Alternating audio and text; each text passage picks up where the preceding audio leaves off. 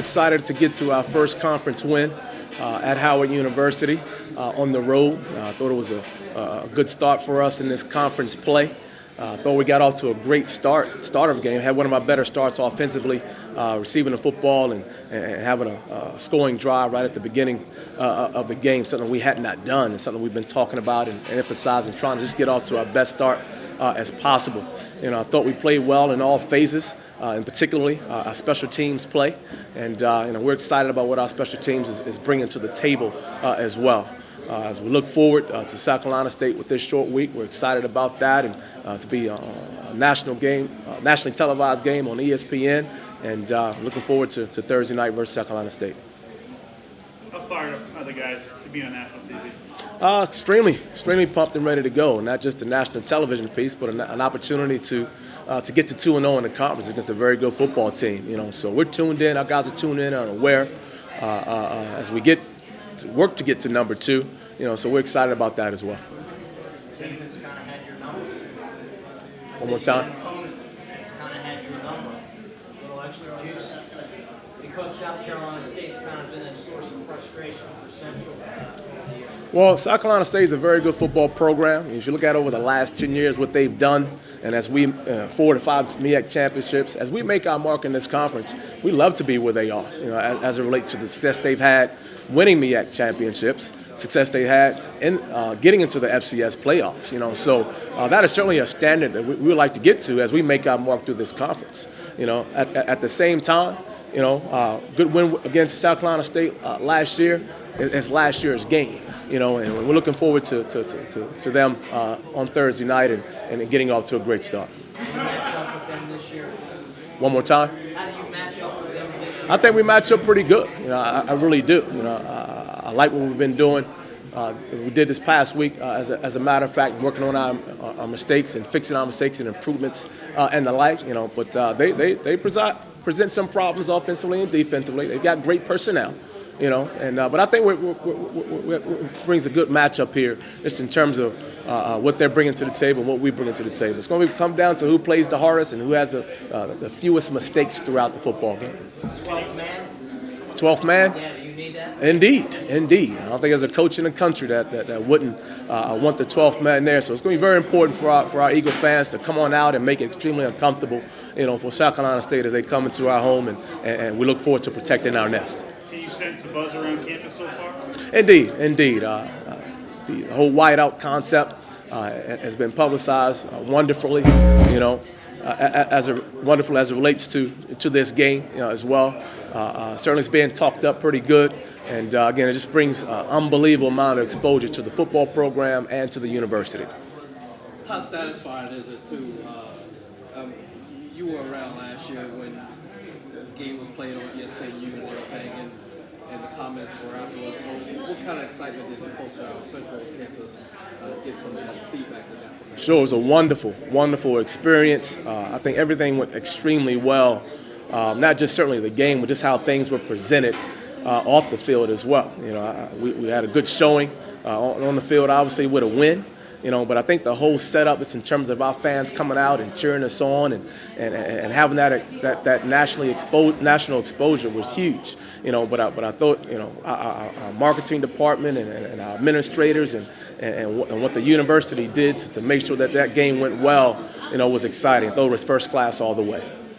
To my knowledge, this will be the only game in town on Thursday. Can you speak to Greater Durham about for those maybe not affiliated with Central to come get a taste of this brand? Oh, indeed. Anytime you get an opportunity to play, Thursday night in a nationally televised deal, you want to make sure you get as many people as you can out to that stadium. And, that 12th man is huge for us to get a little bit of an advantage, and kind of make that South Carolina State team uncomfortable. But we'd love for the city of Durham to come on out and support us even more. If you haven't been to a North Carolina Central University football game, to go and grab a ticket and come and see a great showing. Come and see a great showing. We got a beautiful campus, great facilities, and a hard-working football team that's going to play hard for you on Thursday night. Are you satisfied that this team is starting to, we talk about it every week, starting to get an identity now? I think from week to week, what I'm enjoying and what I like to see is the improvement. As a coach, anytime that you work on specific things throughout the week and you see the results of that on Saturday, that's exciting to see. As a coach, that's kind of the ultimate deal. When you see that growth, when you see that maturity, with the team, when you worked on something constantly over and over again, and you have success with it on game day. So it makes you feel great as a coach. Yet, there's a ton of work to do. There's a ton of work to do, a lot of work ahead of us. Again, it's just week 2 in conference play, and we got a very stout opponent, all right, in South Carolina State coming here on Thursday night. What's the biggest thing about them that concerns you? Starting offensively, their ability to run the ball. They can run the ball very, very well, and it will keep running it until you stop it. There's no question about that. So they'll keep at it. Stable of running backs, they can keep those guys fresh on the field. Fifth-year senior quarterback in Q.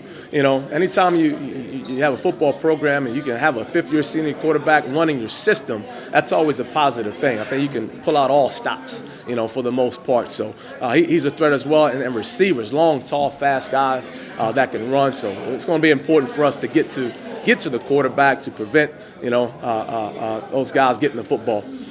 Defensively, they're stout. There's 2 inside defensive tackles. Don't let much get by them. They certainly have the leading sack leader in our conference in Carter. And he also is number 1 in tackles for loss, so he's going to be a handful. You have a linebacker that is 3rd in the conference in tackles in Thomas, and he runs around and makes plays. Even when he's blocked, he's not blocked. You think he's blocked, he's going to go make a play. And their D-line retraces extremely well.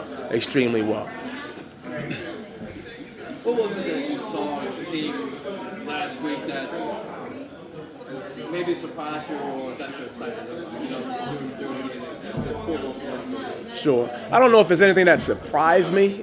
We talk about special teams. That play excited me. No doubt about that. We spend a lot of time on special teams. It's a huge part of the game. If you're not sound in it, it certainly can exploit you and cause for problems. And we've always taken pride in spending a lot of time on special teams and making sure that is sound and getting some good play out of it. And we'll continue to do that. Our guys are excited, when they get a block punt or get a block field goal, we can get a good return. Something we talked about Friday night, and it's going to be using get it as an advantage. We knew how University was good offensively and defensively, and we wanted to try to find an advantage somewhere that was going to change the game and get an edge somehow, some way. And special teams came through. They stepped up to the challenge, and as a coach, that's great to see. How much more comfortable are you today as a head coach than when you got the job handed to you? Having had a few weeks to kind of settle in and get a feel for it? I think you get more comfortable week after week, practice after practice. I've prepared to be a head coach as long as I've been an assistant coach, at the college level. My goal was to be a head coach at some point, at some time, so you're always preparing. You take little notes here and there. You always run through your mind, what would you do in this particular situation? You always talk about, how would you run your program? How would you do this? How would you do that? And now that I'm in this position, you pull out those notes and you pull up those things that you've written down over the years, and you kind of rehash those decision-making things that you would do in that situation, and that has probably allowed me to be the most prepared as a result of that because of my preparation coming through. So it's not something overnight or you're a head coach. No, you have to certainly prepare for that. And as an assistant coach, if you have a goal to be a head coach, that's certainly something you should do throughout your career.